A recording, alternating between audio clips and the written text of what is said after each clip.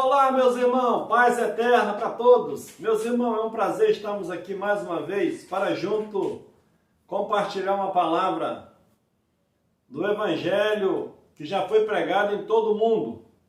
E hoje nós apenas contamos os fatos que foi feito lá no primeiro século, para que possamos entender realmente a posição que nós estamos hoje em Cristo, ou em Deus, né? Então, meu nome é Simar Rodrigues, para quem não me conhece, meus irmãos. Nós somos aqui de Unamar, Cabo Frio, e é sempre um prazer falar com vocês. No Brasil, fora do Brasil, na roça, aonde essa mensagem chegar, que você possa examinar e olhar realmente se tem fundamento essa mensagem. Aí, se você gostou, dá um joinha, um like, inscreve no canal e também você pode divulgar essa mensagem.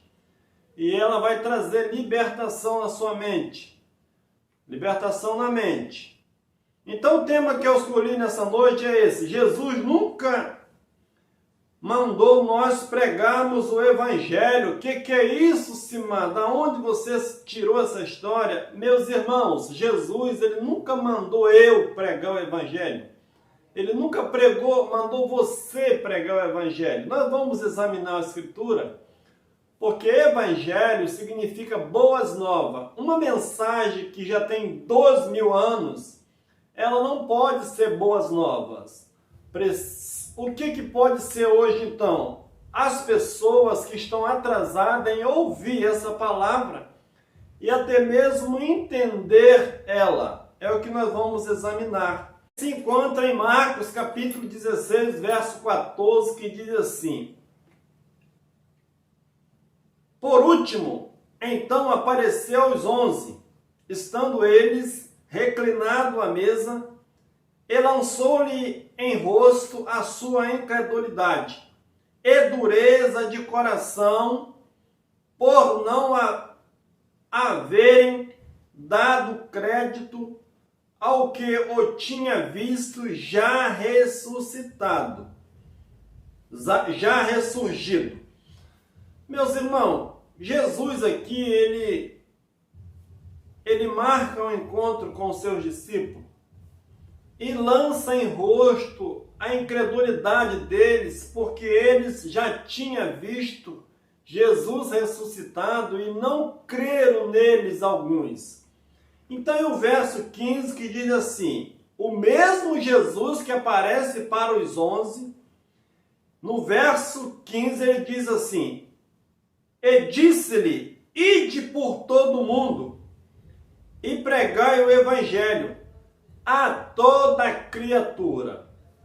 Então você percebe que Jesus apareceu para os 11 e lançou em rosto deles, porque eles não creram nele. Em seguida, ele dá uma ordem para os 11 discípulos, para que eles fossem por todo o mundo e pregassem o Evangelho. Então, se essa palavra ele estiver falando para nós, o verso 14 ele está falando para os discípulos e o verso 15 está falando para nós. Você percebe que a ordem foi dada para os discípulos, para que o Evangelho fosse pregado em todo o mundo, mundo habitado, mundo daquela época, porque a mensagem seria qual? É chegado o reino de Deus. Hoje, as mensagens, ainda além de estar atrasada, as pessoas pregam um reino que ainda vai vir no futuro. Olha, você um dia vai morar no reino de Deus. Não é essa mensagem que Jesus mandou pregar. Ele mandou os discípulos pregar, que era para eles ir anunciar que o reino de Deus já estava chegando, ou já tinha chegado. Seria no mundo todo? Então essa palavra mundo é planeta ou era um mundo habitado daquela época? Será que os discípulos eles iriam por todo o mundo ou ele iria no mundo de Israel? É o que nós vamos observar aqui. Mateus capítulo 10, versículo 5 diz assim: A estes 12 enviou Jesus e ordenou-lhe, dizendo: não ireis aos gentios, e nem entrareis em cidade de samaritanos, mas ide diante as ovelhas perdidas da casa de Israel. Como os discípulos eles iriam pregar no mundo todo, que eles não poderiam sair de Jerusalém e nem da cidade circunvizinha, porque eles precisavam ir atrás das ovelhas perdidas da casa de Israel. Então, quando nós pregamos essa palavra, nós pregamos para as ovelhas perdidas da casa de Israel. Você é de Israel, você foi perdido algum dia. Então, ele disse que era para ele ir atrás das ovelhas perdidas da casa de Israel. Eles não poderiam entrar na cidade samaritana e nem ir aos gentios. Então, para quem que os 11 apóstolos eles iriam pregar? Para as ovelhas perdidas da casa de Israel. Gentios não eram ovelha perdida. Então, eles não iriam pelas nações. Só quem foi para as nações foi o nosso irmão Paulo e a sua equipe. Fez um trabalho de 40 anos ali, que era o fim daquele evangelho. E o verso 7 que diz assim: e indo pregar dizendo, o que era para os discípulos pregar que as pessoas hoje não pregam? E indo pregar dizendo, é chegado o reino dos céus. Você já ouviu alguém dizendo hoje que o reino de Deus já chegou há 2000 anos atrás? Você nota que eles não conseguem pregar essa mensagem? E eles querem fazer o ide de Jesus, igual eu fiz há muitos anos, ide por todo mundo pregar o evangelho. Então o que era o evangelho? As boas novas, que o reino tinha chegado. E o verso 8, curai os enfermos e ressuscitar os mortos. Então você, quando recebeu essa ordem, você que diz que é pregador dessas boas novas, que já tem há 2000 anos, você tem curado os enfermos? Você já ressuscitou alguns mortos? Porque a ordem foi para os discípulos. E quem cresce faria obras maiores. Você já orou pelos mortos? Você já ressuscitou alguém? Você nota que essa mensagem era para os 11? Simar, você é contra a cura? Não, meus irmãos. Deus pode curar você a qualquer momento, mas o ministério de cura foi para aqueles apóstolos.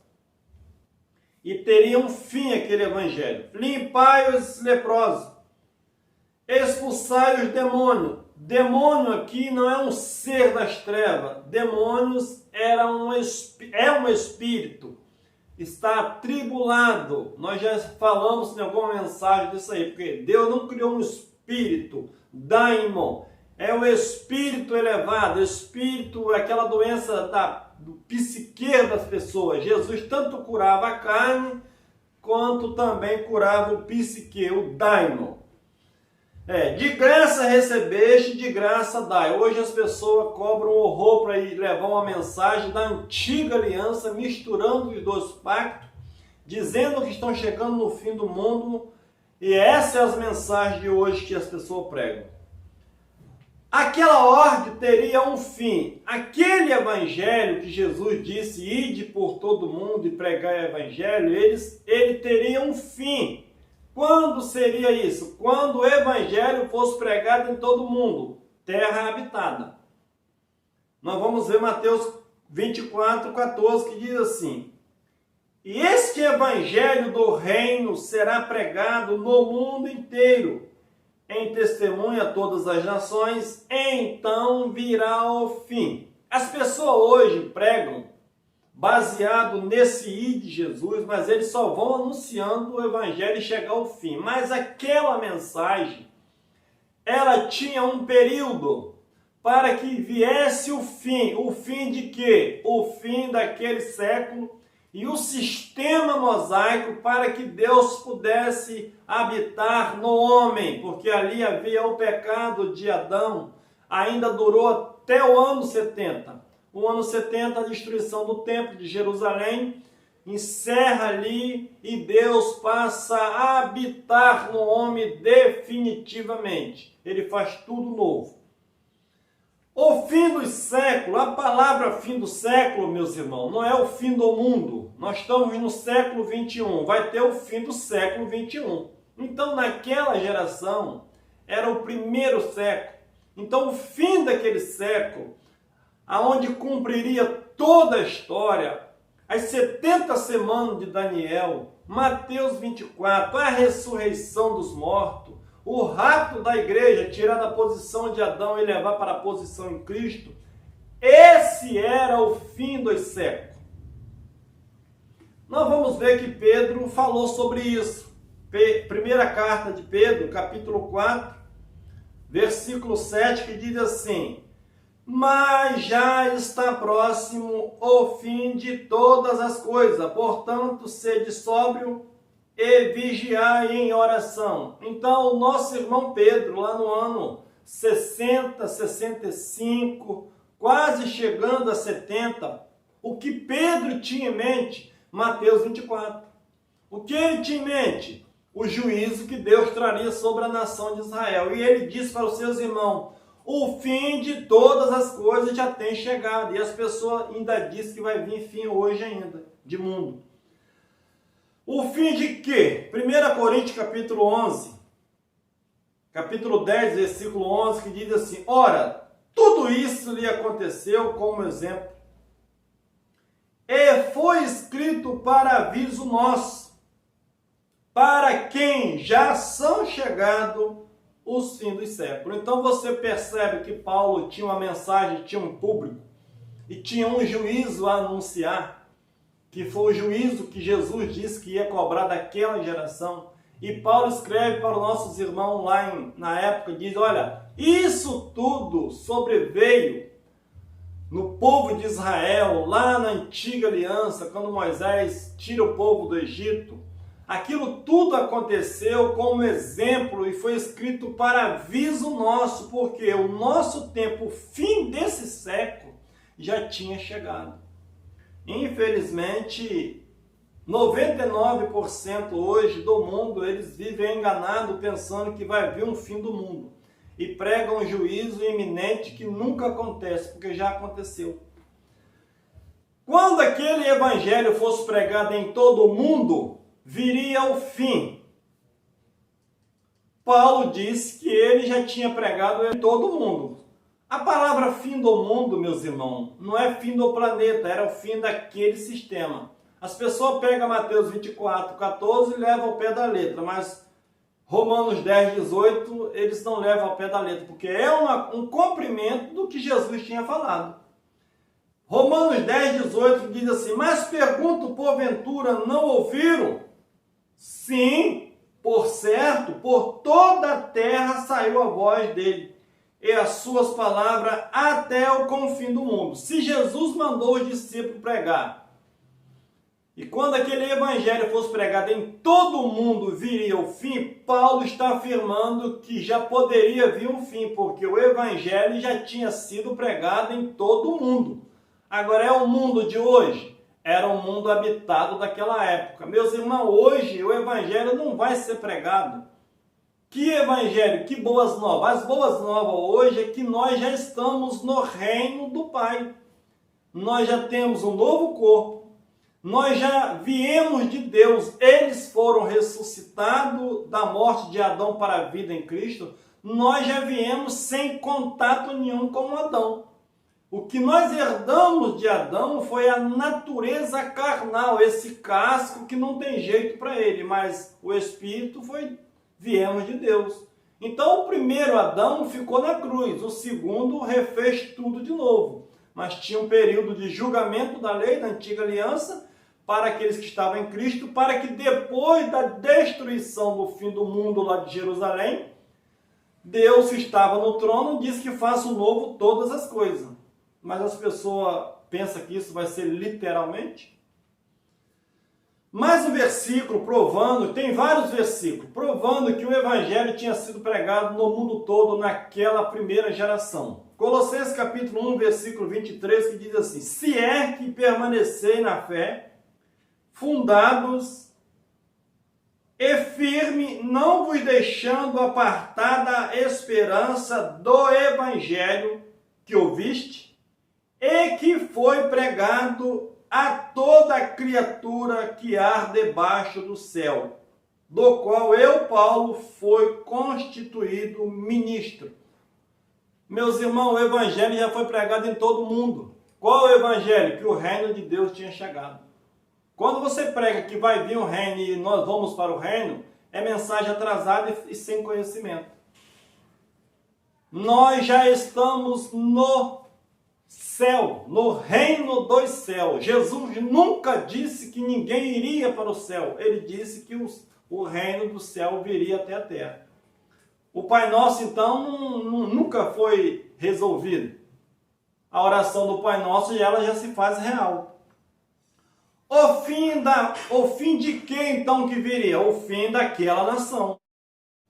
Lucas, capítulo 21, versículo 20, que diz assim: Mas quando vide Jerusalém cercada de exército, sabei então que é chegada a sua desolação. O sermão do monte, Mateus 24, Marcos 13 e Lucas 21, é o mesmo sermão, narrado com autor diferente. E aqui nosso irmão Lucas, ele é bem claro: quando vide Jerusalém cercada de exército. Não é Unamar, não é Rio de Janeiro, não é Brasília, não é lá nos Estados Unidos. Quando eles vissem Jerusalém cercada de exército, então os que tiveres na Judéia, fuja para os montes. Os que tiveres dentro da cidade, saiam. E os que tiverem no campo, não entre nela. O verso 22, porque dias de vingança são estes, para que se cumpra todas as coisas que estava escrito. Então, quando aqueles irmãos vissem Jerusalém sendo sitiada por Roma, ele tem em mente que o fim estava aproximando.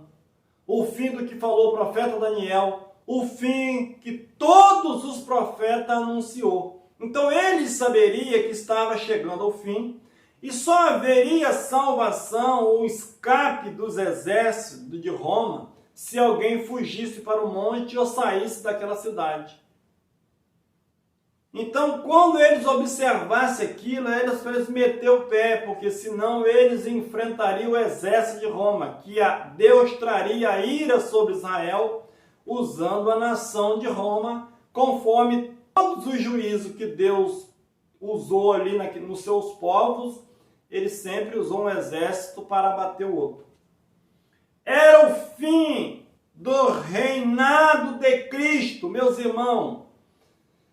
Para nós que estamos mais avançados, já passamos pela lei, evangelho da graça, porque a graça foi um favor que eles não mereciam. Hoje, nós não estamos mais vivendo aquele evangelho da graça que era uma novidade. Nós já viemos no reino de Deus. Então a graça foi um pacto para tirar eles daquela posição e levarmos até Cristo, eles até Cristo. Então nós pregamos as três fases do evangelho: evangelho da lei, evangelho da graça e agora o evangelho do reino eterno. A nossa posição hoje é no reino eterno. Nós já voltamos ao estado do Éden e hoje nós já somos um com Deus. A morte física não tem jeito, essa Jesus não falou que ia vencer ela. Ele venceu porque ele precisava provar que ele tinha vencido a morte espiritual. Era o fim do reinado de Cristo. Porque as pessoas, eles acreditam que no princípio era o verbo era Deus, o verbo estava com Deus. O verbo se fez carne e habitou entre eles. E agora o verbo, ele é carne hoje? Ou ele voltou de novo ao estado normal? Então Cristo tinha um período de reinado. Então hoje, quem está reinando não é Cristo, é o próprio Deus. E nós vamos ver aqui, 1 Coríntios capítulo 15, versículo 24, que diz assim: então virá o fim, quando o evangelho fosse pregado em todo o mundo. Jesus ainda estava reinando, do seu nascimento até no ano 70, era o reinado de Cristo. O menino, quando nasceu, já era o rei de Israel. Então ele tinha um período ali do seu reinado, do primeiro ano até o ano 70, era uma geração. Então, 1 Coríntios capítulo 15 diz assim: então virá o fim, quando ele entregar o reino a Deus, o Pai, quando houver destruído todo o domínio e toda a autoridade, todo o poder. Jesus destruiu ou não destruiu? Qual era o poder que ele exibiu publicamente na cruz e triunfou? O poder de Roma e o poder dos sacerdócios ali, que tinha aquelas leis como levava a Deus. E nenhuma dessas leis levava ninguém a Deus. Ali havia só religiosidade e falsidade. Então ele triunfou, colocou os seus inimigos debaixo dos seus pés. Então, quando ele fizesse isso, quando ele voltasse com o juízo, ele ia destruir totalmente aquele templo, ia destruir os seus inimigos. Por quê? Cristo veio e fez um sacrifício com seu sangue. E o povo continuou ainda oferecendo sangue de bode e de touro para perdoar pecado. Então havia os inimigos de Deus, que era contra o sacrifício dele. Então nós vamos voltar aqui para você entender melhor. Então virá o fim, quando ele entregar o reino a Deus, o Pai, quando houver destruído todo o domínio e toda a autoridade, todo o poder. Pois é necessário que ele reine até que haja posto todos os seus inimigos debaixo dos seus pés. Então, era necessário, Cristo veio e morreu na cruz, mas mesmo assim o inimigo não foi vencido, porque o templo de Jerusalém estava de pé, as alianças estavam meio divididas, mas já tinha sido tudo feito, mas as mentes precisavam entender. Ele já tinha pagado o primeiro preço, a primeira etapa, e depois ele viria para dominar tudo, e o seu reinado será implantado para sempre. Então, como filho, ele reinou do ano 1º até o ano 70. Depois, ele voltaria e entregaria aquele reinado, aquela manifestação de filho para o Pai. E aí o Pai seria e é todos em um só. Então hoje, Jesus, aquela manifestação, não existe mais. Hoje nós estamos diretamente com o Pai, porque Ele era o próprio Pai. E o verso 26 diz assim: depois que ele destruísse os inimigos. Então, se ele não destruiu o inimigo e não entregou o reino ao Pai, a morte ainda existe ainda. Você nota que tem alguma coisa errada nisso aí? Ora, o 26, ora, o último inimigo a ser destruído é a morte. A morte foi destruída ou não? Porque Jesus venceu o que na cruz então? Se existe morte ainda. Paulo disse em Romanos capítulo 5, versículo 12, que a morte reinou de Adão até Moisés. Moisés foi até no ano 70, porque o templo ainda estava de pé. Quando o templo cai, a morte é destruída, porque o ministério da lei era de condenação e morte. A lei matava, a lei apontava o pecado. Quando Cristo destruiu aquele principado e potestade, acabou a acusação contra os seus filhos. E o verso 27 diz assim: pois se lê todas as coisas, sujeitou debaixo dos seus pés. Mas quando diz todas as coisas lhe estão sujeitas, claro está que se excetua aquele que lhe sujeitou todas as coisas. E quando todas as coisas lhe estiverem sujeitas, então também o próprio Filho se sujeitará àquele que todas as coisas lhe sujeitou, para que Deus seja tudo em todos. Então, quando Jerusalém foi destruída, a lei terminou totalmente ali no mundo físico.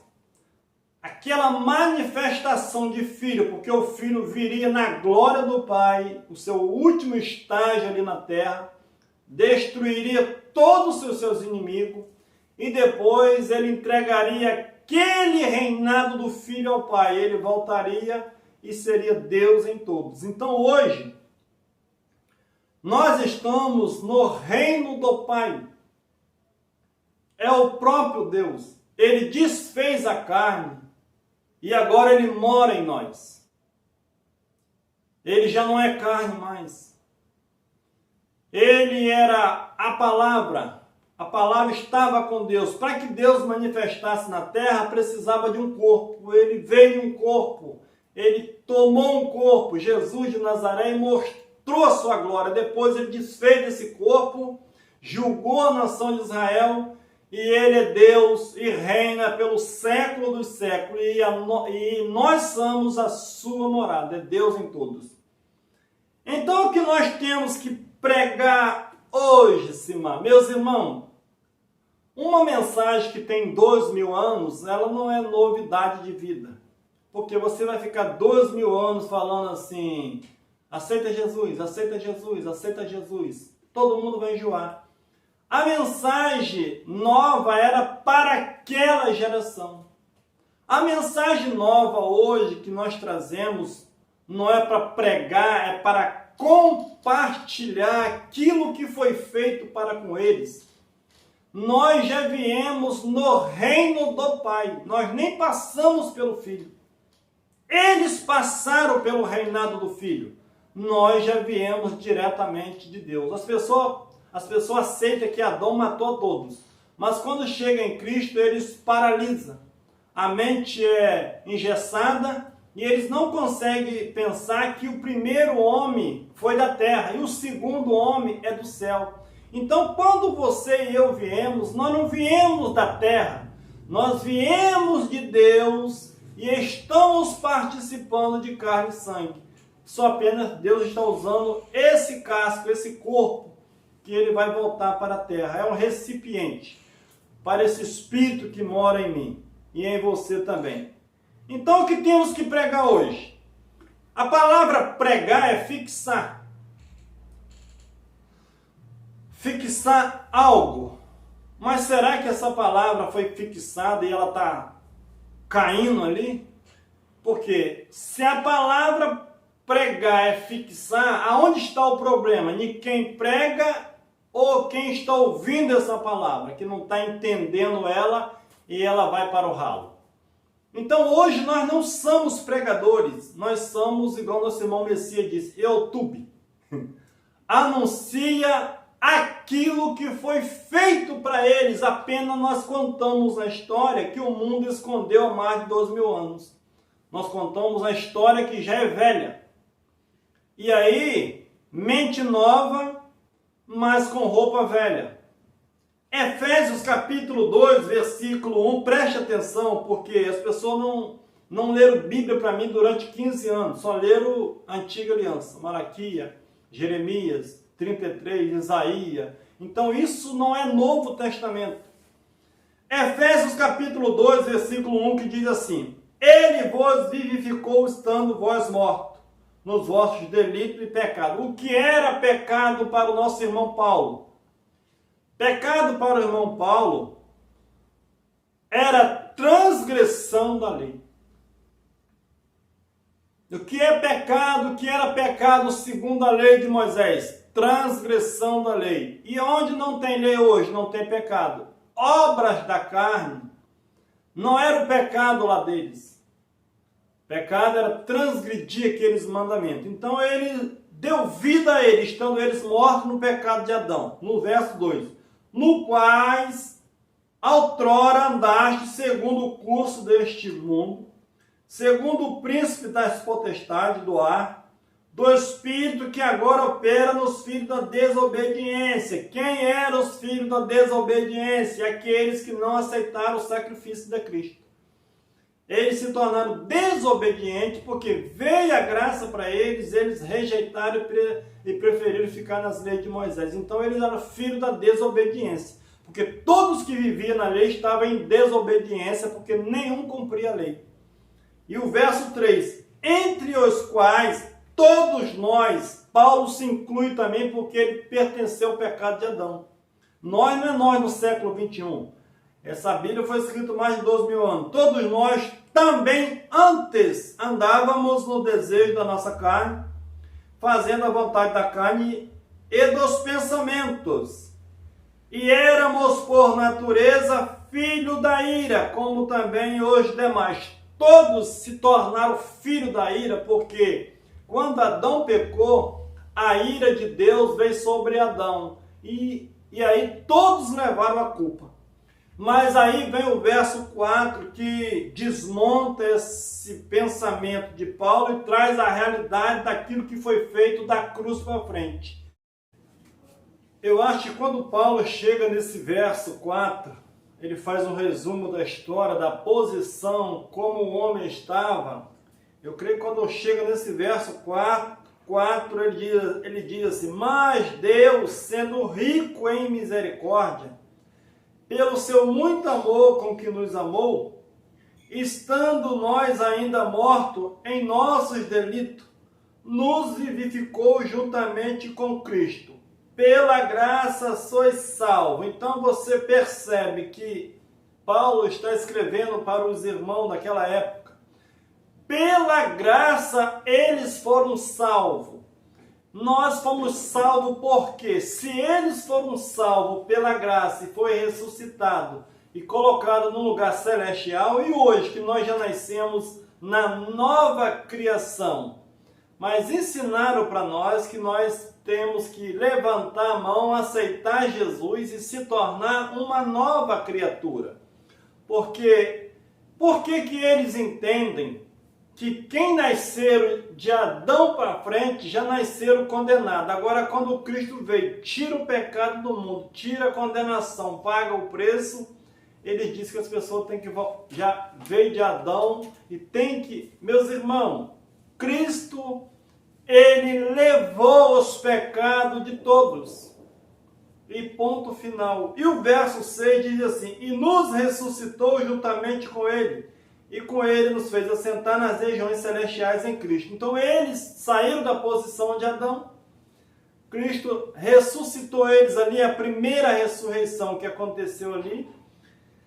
Eles sentaram na posição de Cristo, saíram da posição de Adão e assentaram com Cristo. Para quê? E no verso 7, para mostrar no século vindouro a suprema riqueza da sua graça pela sua bondade para conosco em Cristo. Então, para mostrar no tempo futuro, que é hoje, no século vindouro, então a graça foi manifestada para tirar eles daquela condições de pecador e levar eles até Cristo. E hoje nós fazemos o quê? Nós contamos os feitos que Cristo fez para com eles. Mas aonde nós ficamos nessa história, Simão? Meus irmãos, quando nós nascemos, nós já nascemos na nova criação. Nós não pertencemos à criação de Adão. Então nós já nascemos salvo. A morte foi repreendida. Paulo diz que a morte reinou de Adão até Moisés, até a destruição de Jerusalém, até o fim do século lá. Então, quando nós viemos, nós já viemos da nova criação de Deus. Nós não herdamos o pecado, apenas hoje o nosso entendimento ele foi enganado, dizendo que nós éramos filhos de Adão, pertencia ao pecado de Adão e agora tem que aceitar. Não existe isso. Isso foi a religião que passou para nós e para você. Então, o que seria mostrado no século vindouro hoje? Nós apenas, igual eu disse aí, nós somos apresentador de uma história que aconteceu, história verdade, que foi acontecido com eles, e hoje nós temos como uma lição de vida para com eles. Nós já fazemos parte da criação de Deus. Na realidade, o nosso estado hoje é o melhor do que o deles. Só basta a gente dar valor e praticar o amor, a bondade, a mansidão. É isso que Cristo deixou para nós hoje vivermos. Hoje, meus irmãos, o nosso estado hoje é o estado do reino eterno. Então hoje nós estamos no reino eterno de Deus. Para eles, lá no primeiro século, o reino tinha chegado. Quando nós viemos, nós já viemos no reino de Deus, já viemos diretamente de Deus. Nós estamos no descanso que Paulo falou para eles lá no primeiro século. Hebreus capítulo 4, versículo 1, que diz assim: portanto, tendo nós sido deixado a promessa de entrarmos no seu descanso, temamos não haja alguns de vós que pareça ter falhado. Então, para quem que foi deixado a promessa de entrar no descanso de Deus? Para aquela igreja, para aquele grupo, para quem o evangelho foi proporcionado. Eles precisavam ficar firmes até o juízo, que aconteceu, para que eles entrassem no descanso de Deus, no reino eterno de Deus, que as pessoas buscam hoje. Isso já é real há muitos anos. Porque também a nós foram pregadas as boas novas, assim como eles. Mas a palavra da pregação nada lhe aproveitou, porquanto não chegou a ser unida com a fé naqueles que a ouviram. Porque nós, os que temos crido, é que entramos no descanso, tal como disse: assim jurei na minha ira, não entrarão no meu descanso, embora suas obras estivessem acabadas desde a fundação do mundo. Então a promessa ali para aqueles irmãos que creram na palavra, que viveram aquela transição da lei para a graça, eles receberam uma promessa que eles entrariam no descanso de Deus, no reino eterno de Deus, o descanso que a maioria hoje prega, que um dia eles vão entrar no descanso, lá não tem trabalho. Esse descanso é esse reino, que nós estamos nele.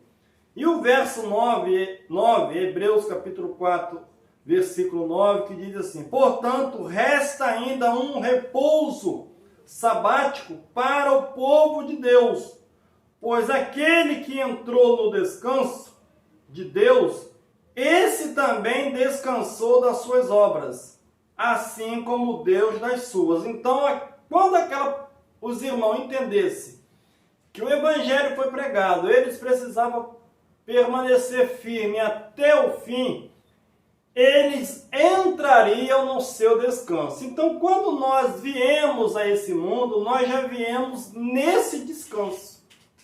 Então, Jesus não mandou nós pregarmos o evangelho hoje, aquela mesma forma que ele ide por todo mundo, porque ali tinha um fim. Quando viesse o descanso, eles entrariam no repouso de Deus, e nós já estamos no repouso de Deus.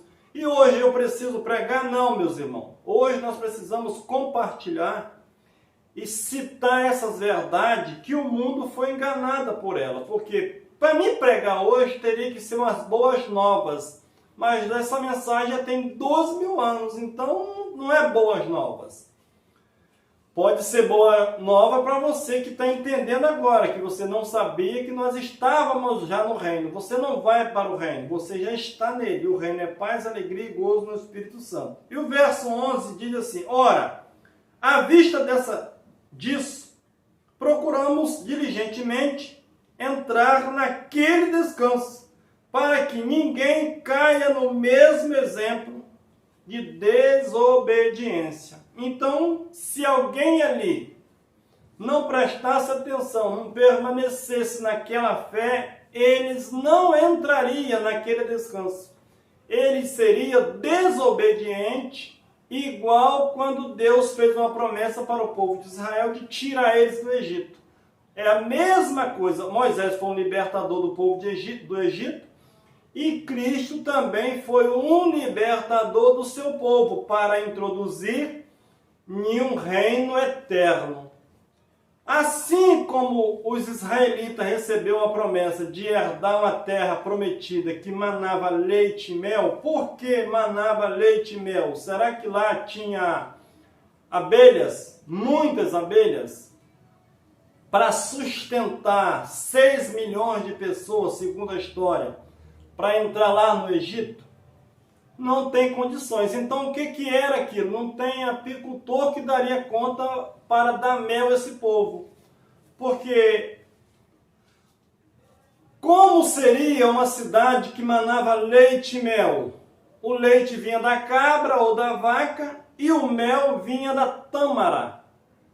Era uma árvore que dava uma fruta e dessa fruta eles tiravam o mel, o doce dessa fruta. Então, hoje eu sou apicultor, eu tenho 50 e poucas caixas de abelha. O máximo que eu tiro é 1 tonelada e dá para alimentar quantas pessoas? Então, naquela época lá, não tinha a tecnologia de hoje, então não era uma cidade que manava leite e mel. Era porque ela produzia o alimento, vinha da cabra, ela dava leite, então essa cidade era boa para se plantar, então esse termo leite e mel. E a cidade santa que viria, que é as ruas de ouro, mar de cristal, isso é realidade ou era uma simbologia? Igual muitos estão esperando hoje. Essa cidade já é real, é o reino eterno de Deus, estabelecido para a humanidade, mas infelizmente a humanidade não consegue entender isso. Mas nós que já entendemos, nós estamos no descanso eterno de Deus. Valeu, melhor noite, paz eterna.